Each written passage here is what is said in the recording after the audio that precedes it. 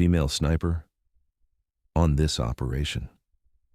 Captain Marcus Drake's skeptical voice carried across the briefing room as he examined the mission roster.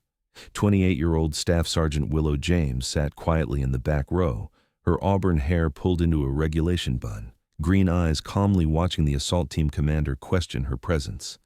Drake commanded Alpha Company, 12 elite infantry operators preparing for a high-risk raid on a terrorist compound holding crucial intelligence. Sir, with all respect, this is a direct action mission requiring the absolute best. I'm not running a diversity training exercise. What Drake didn't know, Willow James had 67 confirmed kills across 4 combat deployments, had eliminated a high-value target from 1,847 meters during a sandstorm, and possessed a flawless operational record that made her the most requested sniper in Joint Special Operations Command. When Mission Commander Colonel Sarah Vance stood up and spoke the words that would define the operation, "Captain Drake, we don't start this mission without her. Staff Sergeant James isn't here for diversity. She's here because when absolutely everything depends on one impossible shot, she's the only operator I trust to make it." Everyone would learn that the quiet woman they'd dismissed was about to conduct the most critical shooting sequence of their military careers. Staff Sergeant Willow James had heard the skepticism before. 4 combat deployments, 67 confirmed eliminations, multiple operations where her precision shooting had meant the difference between mission success and catastrophic failure. None of that mattered to people who saw gender before capabilities. She sat in the secure briefing room at Forward Operating Base Sentinel in an undisclosed location, surrounded by Alpha Company's assault element. 12 hard-eyed infantry operators, all male, most with multiple combat tours. They were professional soldiers with legitimate combat records, but their body language made clear they questioned her presence on this high-risk direct action mission. Captain Marcus Drake stood at the front of the room, studying the mission roster with obvious displeasure. He was a competent officer with 3 combat deployments commanding infantry operations. Tough, experienced, and currently convinced that having a female sniper on his mission represented an unnecessary complication. "Let me be direct," Drake said, addressing the room but clearly speaking about Willow. "This mission is a surgical raid on a terrorist compound to recover intelligence about planned attacks on American interests. We're hitting a hard target with experienced hostile fighters who will absolutely engage aggressively. This requires shooters who can perform flawlessly under extreme pressure. I need to know everyone on my element has the capabilities this operation demands." He paused, looking directly at Willow. "Staff Sergeant James, I've reviewed your file. Impressive marksmanship scores, good evaluations from training instructors. But this isn't a training range. Combat is fundamentally different. The physical demands, the psychological pressure, the split-second decisions. Frankly, I'm not convinced you have the combat experience necessary for an operation at this level." Willow met his gaze calmly, saying nothing. She'd learned during 4 deployments that arguing with skeptics was pointless. Performance was the only argument that mattered. Before Drake could continue, the briefing room door opened and Colonel Sarah Vance entered. At 45, Vance commanded the Joint Special Operations Task Force with 20 years of combat experience across every major conflict of her generation. Silver-haired, intensely focused, and possessing a reputation for absolute tactical competence that made even the most hardened operators respect her judgment. "Colonel on deck," someone called. Everyone stood. "Seats," Vance said, moving to the front of the room. She looked at Drake with an expression that suggested she'd overheard his comments. "Captain Drake, I understand you have concerns about mission personnel." "Ma'am, I'm simply ensuring we have optimal capabilities for a high-risk operation," Drake replied carefully. "Let me clarify something about Staff Sergeant James," Vance said, her voice carrying absolute authority. "I personally selected her for this mission over 17 other available snipers, including several men with longer service records. I made that choice for specific tactical reasons I'm about to explain." She pulled up satellite imagery on the large screen. "This is our target. Compound in hostile territory housing Khalid Hassan, a Tier 1 terrorist leader planning coordinated attacks. Intelligence indicates he's meeting tomorrow with operational commanders to finalize attack plans. This represents our best opportunity to eliminate him and recover actionable intelligence before attacks occur. Vance zoomed the imagery. The compound has sophisticated security. Multiple guards, reinforced structures, overlapping fields of fire. Hassan moves between 3 buildings using covered walkways, making direct observation extremely difficult. But there's one vulnerability.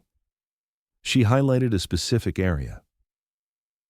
Between 600 and 6:30 hours, Hassan conducts morning prayers on a second-floor balcony, the only time he's exposed to potential engagement. That balcony is 1,680 meters from the nearest position, offering clear line of sight. Wind conditions in this valley average 15 to 20 miles per hour with unpredictable gusts.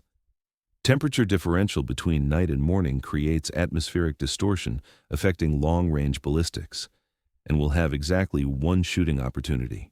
If we miss, Hassan disappears into the compound and we lose our chance. The room had gone completely silent as operators processed the tactical challenge. This shot, Vance continued, is at the absolute edge of reliable engagement range, even under perfect conditions. With the environmental factors in this valley, most snipers would rate it as low probability success. I need someone who can make this shot despite impossible conditions, because we won't get a second opportunity. She turned to face Willow directly. Staff Sergeant James, would you brief the team on your operational experience? Willow stood, feeling every eye in the room on her. Ma'am, 4 combat deployments over 6 years, 67 confirmed eliminations during combat operations across multiple theaters. Longest successful engagement, 1,847 meters during sandstorm conditions in theater, eliminating a high-value target coordinating ambush on American convoy. She continued without emotion or bragging. Specialized in extreme-range precision shooting under adverse conditions. Trained specifically for shots where environmental factors make engagement difficult. Perfect record on priority targets. Never missed an elimination when American lives or mission success depended on execution. Drake's expression had shifted from skepticism to careful attention. 1,847 meters in a sandstorm? That's an exceptionally difficult shot. It was the shot the mission required, Willow said simply. The target was coordinating an ambush. If I'd missed, Americans would have died. So I didn't miss. Vance nodded. Captain Drake, Staff Sergeant James isn't on this mission for diversity or to check some bureaucratic box. She's here because I've reviewed every available sniper's operational record, and she has the unique combination of extreme range capability and proven performance under impossible conditions that this specific shot requires. When I select personnel for missions, I choose based on one criterion: who gives us the best chance of success? She paused, then delivered the words that would define the operation's command structure. Captain Drake, you'll command the assault element securing the compound after Hassan is eliminated. But we don't start this mission without Staff Sergeant James successfully making the shot that enables everything else. She's not supporting your operation. Your operation is supporting her shot. Clear? Yes, ma'am, Drake said, his tone completely changed. Clear? Vance continued the tactical briefing. Infiltration begins at 0200 hours. Assault element moves to staging positions 400 meters from compound. Staff Sergeant James establishes shooting position at designated overwatch point 1,680 meters out. At exactly 6:15 hours, when Hassan appears on the balcony, James takes the shot. If successful, assault element has go authorization to breach compound and recover intelligence. If unsuccessful, entire force withdraws, and we abort the mission because Hassan will go to ground and we'll lose him. She looked around the room. This is a single point of failure mission. Everything depends on one shot under extremely difficult conditions. That's why I selected our best extreme range specialist, regardless of gender. Questions? Sergeant First Class Thomas Rivera, Drake's second in command and an experienced combat veteran, raised his hand. Ma'am, no disrespect to Staff Sergeant James's record, but 1,680 meters with variable wind and valley terrain.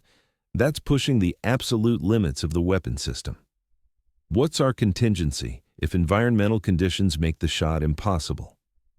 If James assesses conditions as unsuitable for high-probability success, she'll inform me and we abort, Vance replied. I trust her professional judgment to make that call. But based on forecast conditions and her demonstrated capabilities at comparable ranges, I assess this as achievable.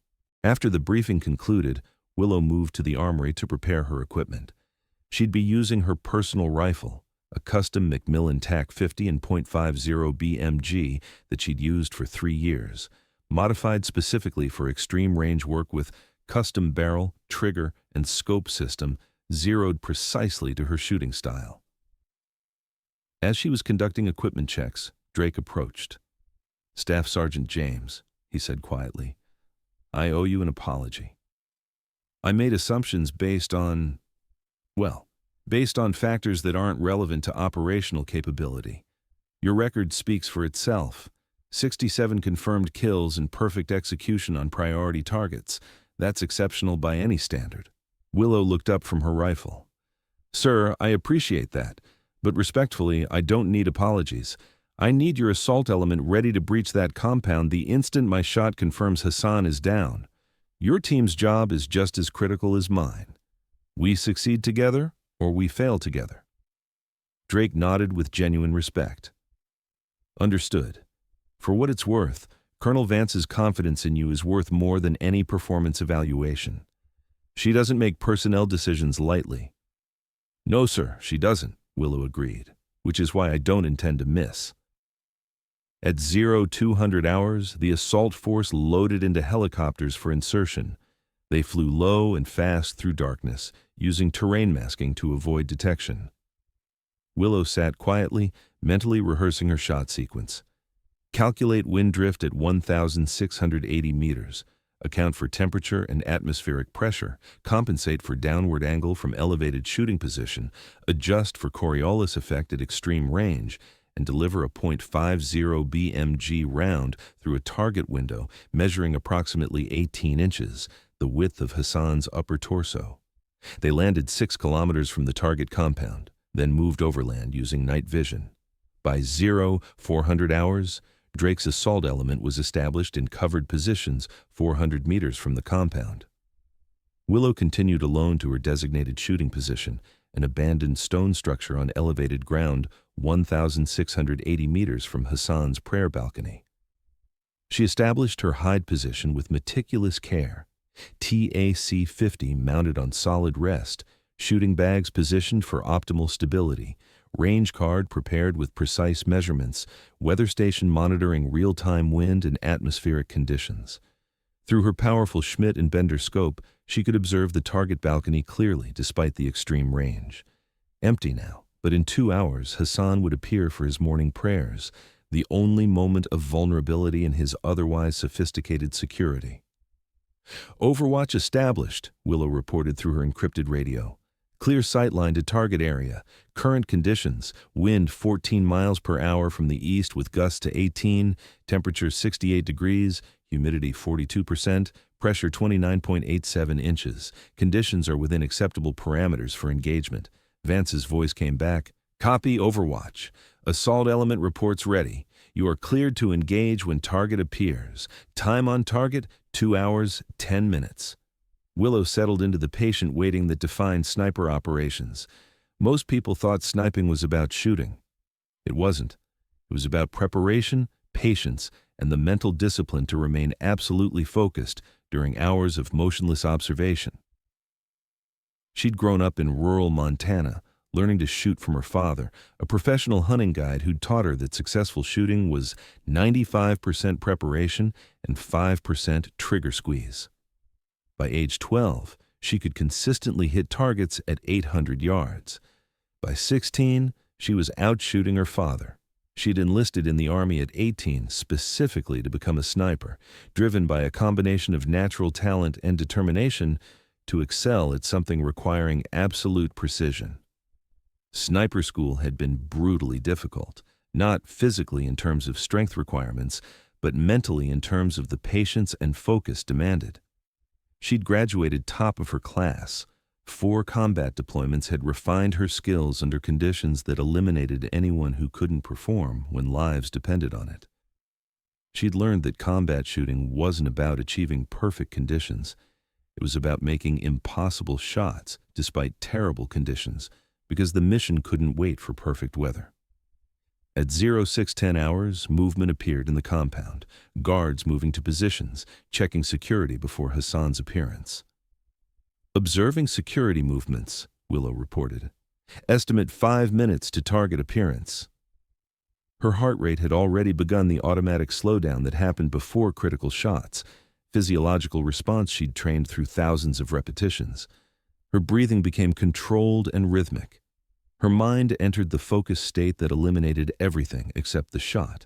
At 0614 hours, Hassan appeared on the balcony accompanied by 2 bodyguards. They checked the area briefly, then stepped aside as Hassan moved to the prayer area. Target identified, Willow reported, her voice absolutely calm. Confirming wind conditions, 16 miles per hour easterly, gusting to 19, adjusting hold accordingly.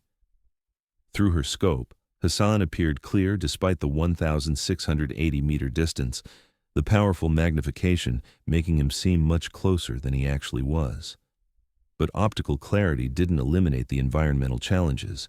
Wind drift would push her bullet significantly off course.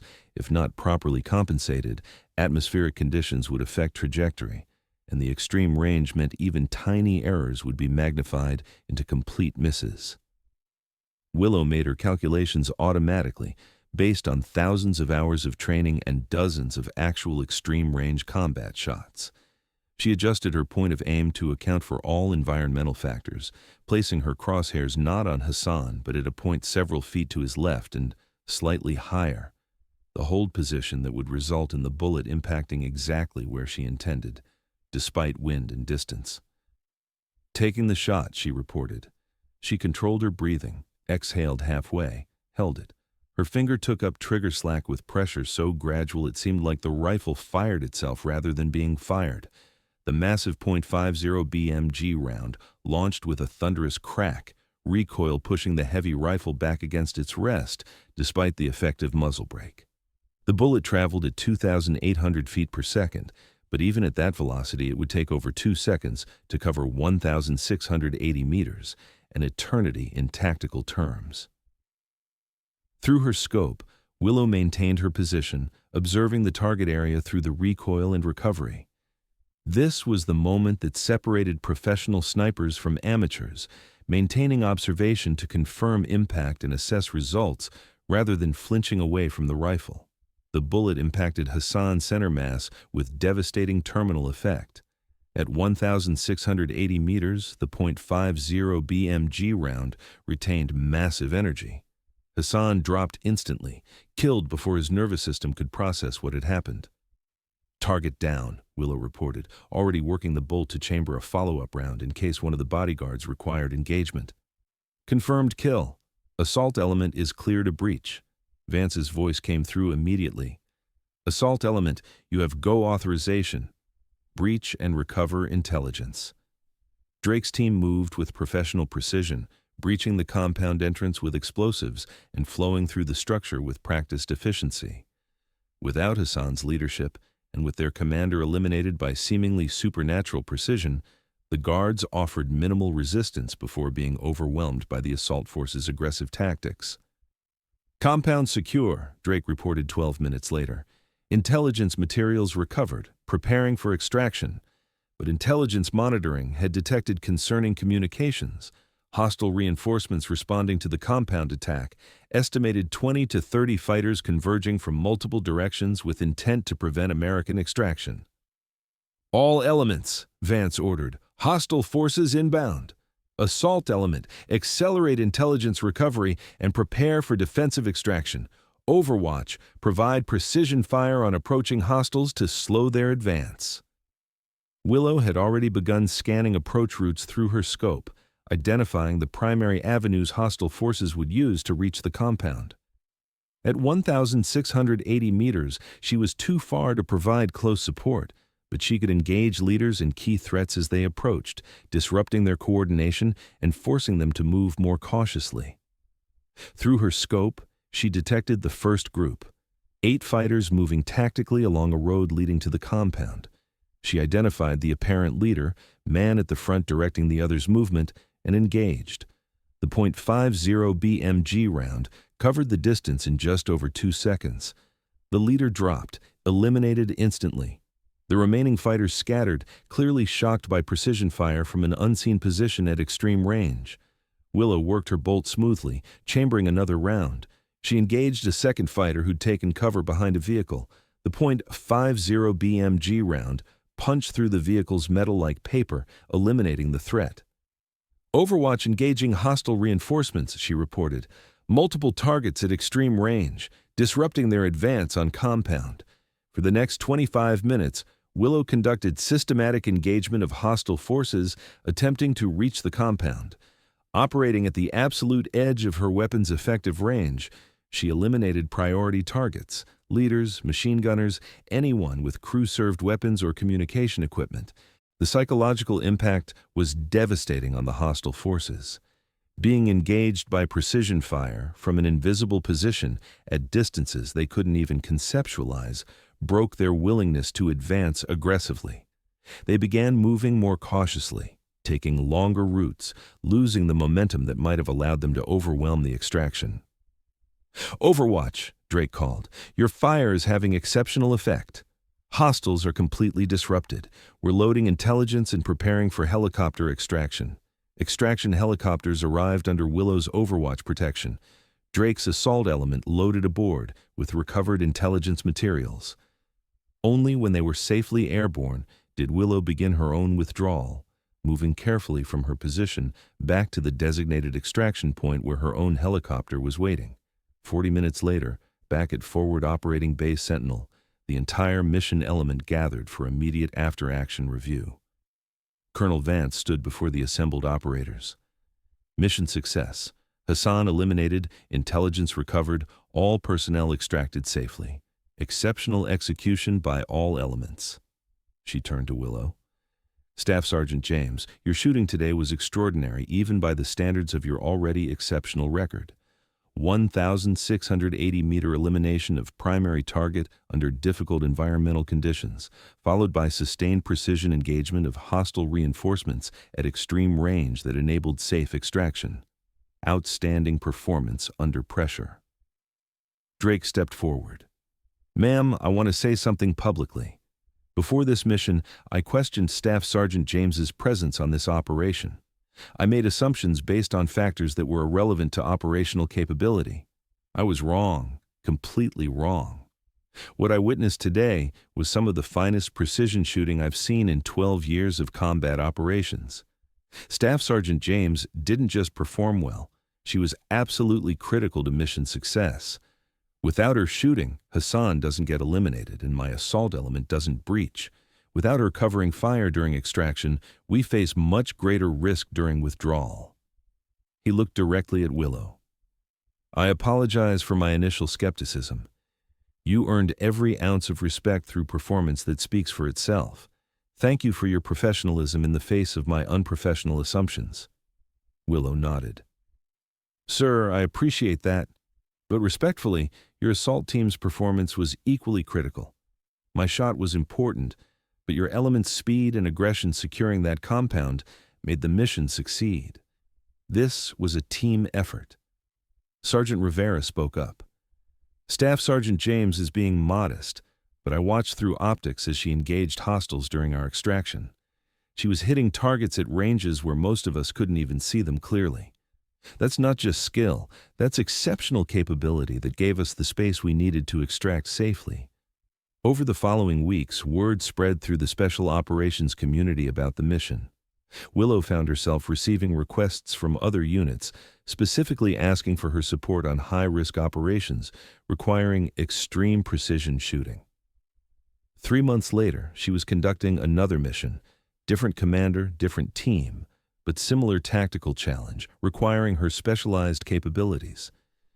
As the pre-mission briefing concluded, the assault commander, a Marine Corps major named Harrison, stood, and addressed his team. Before we deploy, I want to say something about Staff Sergeant James. Some of you may be wondering why we requested a sniper from outside our service branch for this operation. The answer is simple. This mission requires a shot that maybe 5 people in our entire military can make reliably. Staff Sergeant James is one of those 5 people. We requested her specifically because when everything depends on one impossible shot, she's proven she can deliver. He paused, then spoke the words that were becoming Willow's professional reputation. We don't start this mission without her.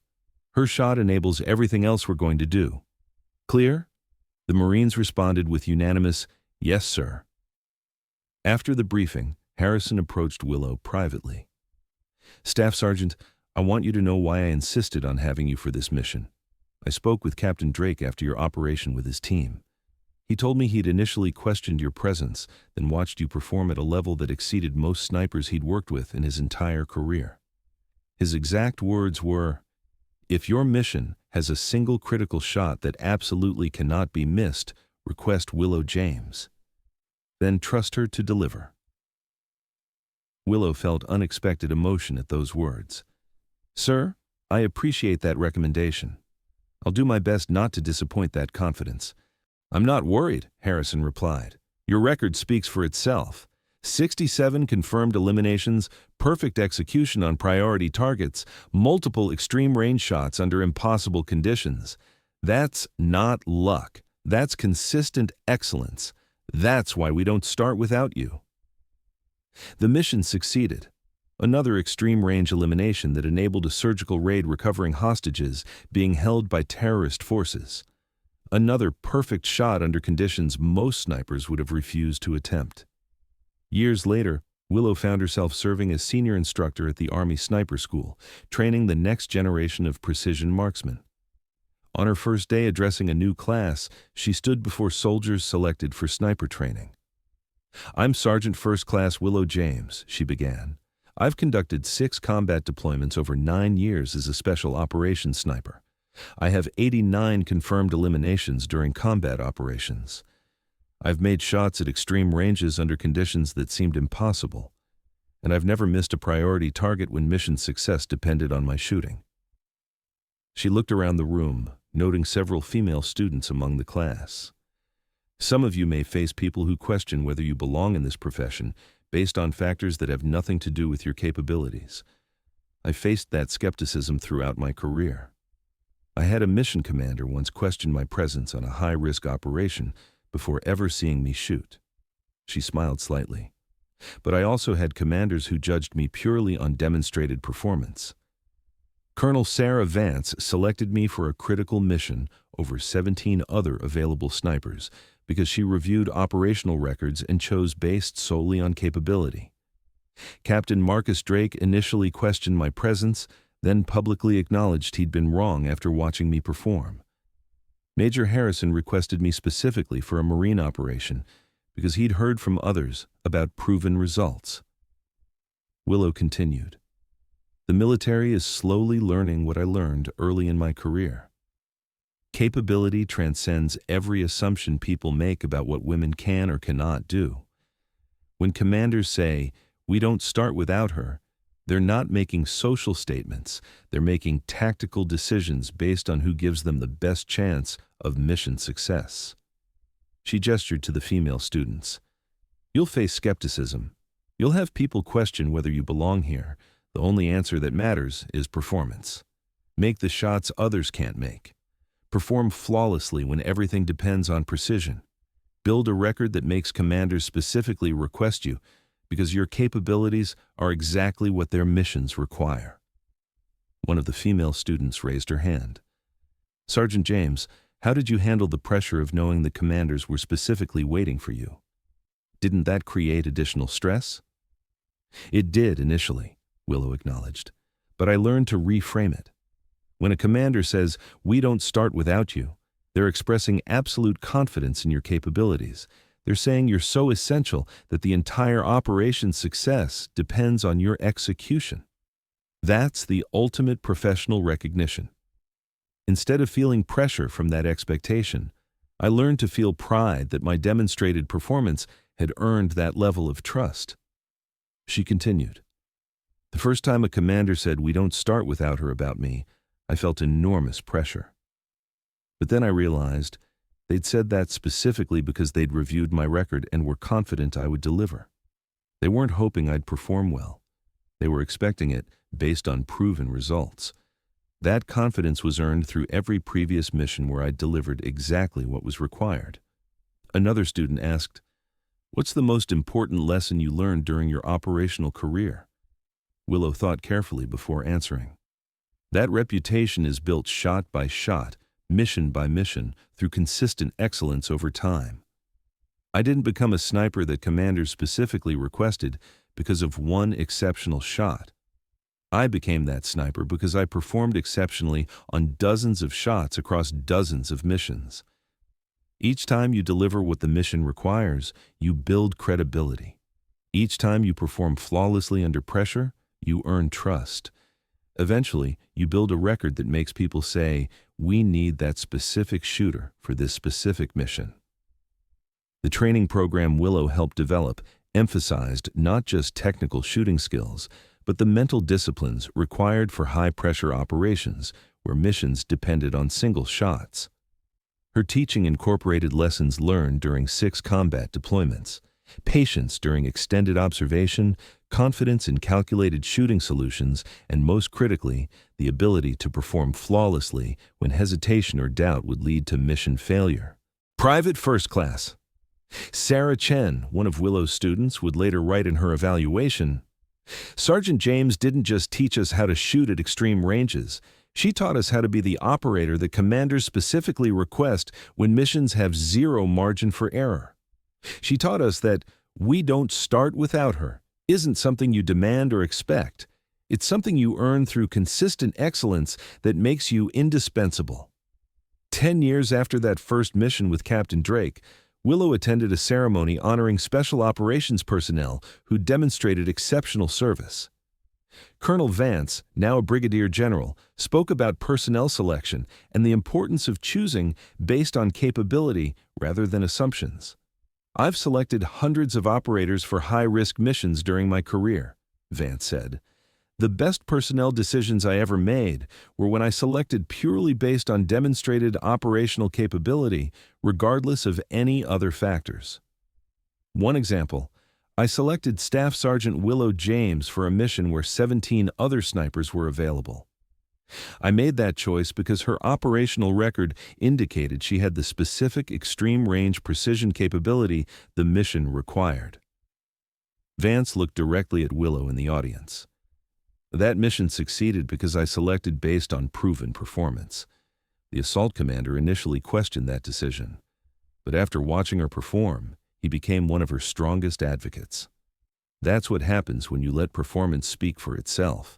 Skeptics become believers when they witness excellence that exceeds their assumptions. After the ceremony, Drake, now a major commanding an entire special operations company, approached Willow. "Sergeant James," he said warmly, "I wanted to thank you for something I never properly acknowledged. When I questioned your presence on that mission years ago, you didn't argue or get defensive. You simply said you'd deliver what the mission required. That professional response, even when facing unfair skepticism, taught me something important about leadership and respect." He continued, "I've since worked with dozens of snipers across multiple operations. You remain the best extreme-range specialist I've ever worked with. When I have missions requiring precision shooting under difficult conditions, I specifically request you if you're available. Not because of our history, but because your record speaks for itself. You've built a reputation that makes you the first call for critical shots." Willow smiled. "Sir, I appreciate that. But I also appreciate that you were professional enough to acknowledge when your initial assessment was wrong. That takes integrity. Many people would have just quietly changed their opinion without admitting they'd misjudged the situation." "I learned from that experience," Drake replied. "Now when I evaluate personnel, I focus exclusively on demonstrated capability and operational records. I've selected female soldiers for roles that other commanders questioned. When those commanders expressed skepticism, I told them what I'd learned. Judge people by their performance, not your assumptions. More often than not, those soldiers exceeded expectations, just like you did. Years later, speaking to young soldiers considering sniper training, Willow was asked what moment in her career she was most proud of. "I've had several successful extreme-range shots that could qualify," she said thoughtfully, "but honestly, the moment I'm most proud of wasn't a shot. It was hearing a mission commander say, 'We don't start without her,' for the first time. Not because of what it meant for my ego, but because it represented the culmination of years of consistent performance, building a reputation that made me indispensable for certain types of missions." She continued, "That phrase, 'We don't start without her,' meant that an experienced combat commander had reviewed all available options and determined that I was the best choice for a critical mission. It meant my performance had been so consistently excellent that I'd become the standard for what that type of mission required. It meant I'd earned professional recognition based purely on demonstrated capability." Willow James had faced skepticism throughout her career based on assumptions about gender and capability. But through 9 combat deployments, 89 confirmed eliminations, and dozens of extreme-range precision shots that enabled critical missions, she'd built a record that made her the most requested sniper for high-risk operations, requiring absolute precision. She'd heard commanders say, "We don't start without her" on multiple operations, not as social statements about gender equality, but as tactical decisions based on her proven ability to deliver impossible shots when everything depended on perfect execution. And she'd proven, shot by shot and mission by mission, that the most dangerous operator in any tactical situation isn't necessarily the one people expect. It's the one whose performance under pressure exceeds everyone's assumptions and makes them absolutely essential when failure isn't acceptable. Thanks for watching. If you liked this video, you can subscribe to see more incredible stories like this one.